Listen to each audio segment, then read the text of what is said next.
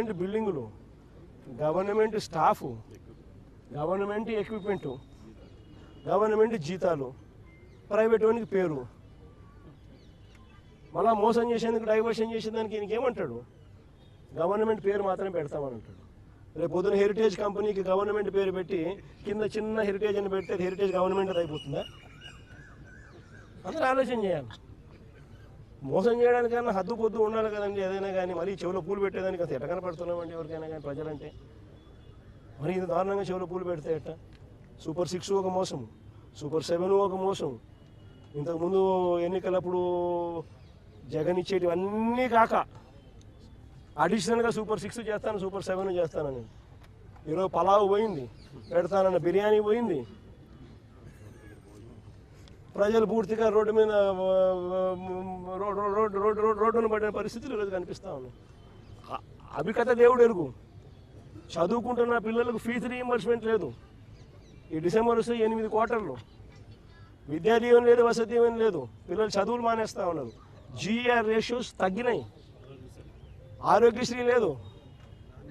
Network హాస్పిటల్స్కి ఇవ్వాల్సిన బకాయిలు ఇవ్వకపోవడంతో వాళ్ళు బోర్డులు తిప్పేసినారు. మరోవైపు గవర్నమెంట్ హాస్పిటల్ పరిస్థితి ఇది, అది కూడా ప్రైవేట్కి ఇచ్చేస్తున్నాడు.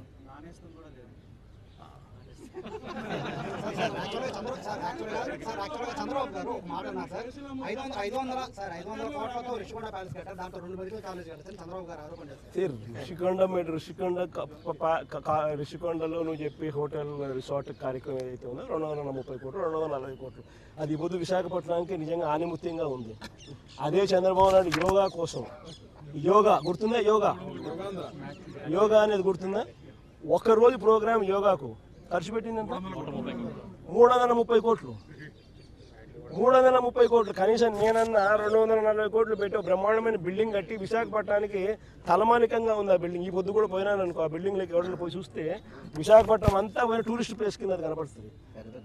అటు పెద్ద పెద్ద వాళ్ళందరూ దాంట్లో వచ్చి ఇప్పుడు గవర్నర్ గారు పోయినారు అనుకో, లేదా మోడీ గారు వచ్చినారు అనుకో, లేకపోతే పుతిన్ వచ్చినాడు అనుకో, లేదా రష్యన్ ప్రెసిడెంట్ పుతిన్ వచ్చినాడు అనుకో, ఎక్కడ పెడతారు? బ్రహ్మాండమైన రాజభవనం లాంటి బిల్డింగ్ అది. 230 కోట్లతో మేము కట్టినందుకు మాన్యుమెంట్ అక్కడ తయారైంది.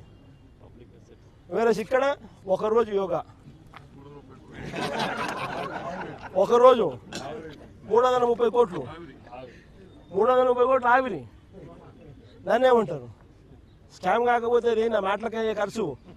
పోయి ఆ మాటలకు ఎంత ఖర్చు పెట్టాను ఒకసారి మీకు అందరు కూడా ఏఐ ఉంది కదా, ఒకసారి అమెజాన్లో పోయి కొట్టండి ఒకసారి మాట ఖర్చు ఎంత అవుతుంది, వీళ్ళు ఎంత ప్రొక్యూర్ చేసినారని చెప్పి చూస్తే 50% తక్కువ ఉంటే నన్ను అడగండి.